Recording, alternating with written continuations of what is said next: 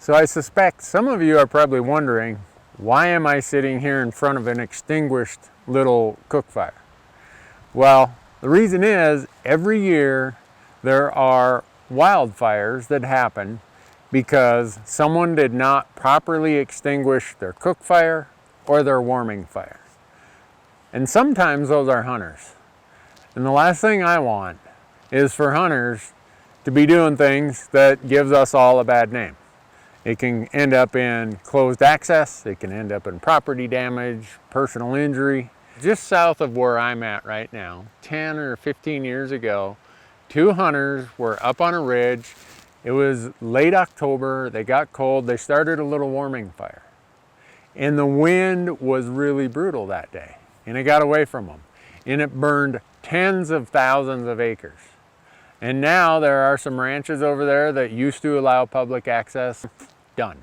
I'm going to go through some very basic principles that are going to make it very unlikely that you ever have your cook fire or your campfire get away from you and create a wildfire.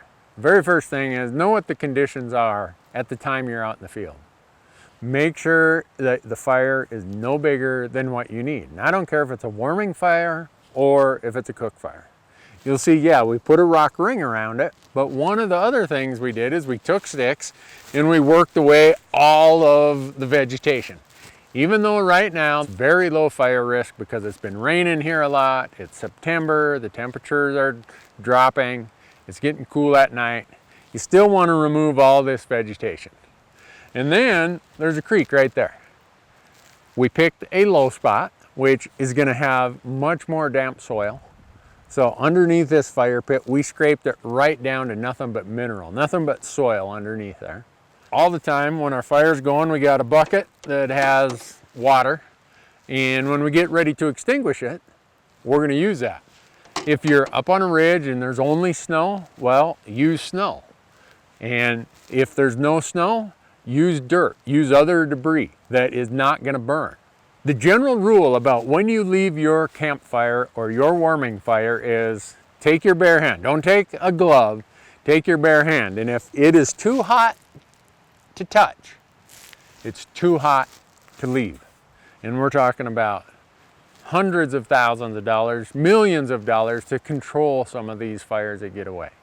We're talking about property damage. Sometimes we're talking about serious personal injury, and certainly a lot of risk for those people who have to go and try to extinguish these fires. Those of us who spend our lives in the outdoors, there's something about having a fire when it's cold and you're warming up. There's something about cooking your meal over that fire. But if you're an outdoor recreationist, if you're a hunter, you have the responsibility to make sure that fire is properly extinguished.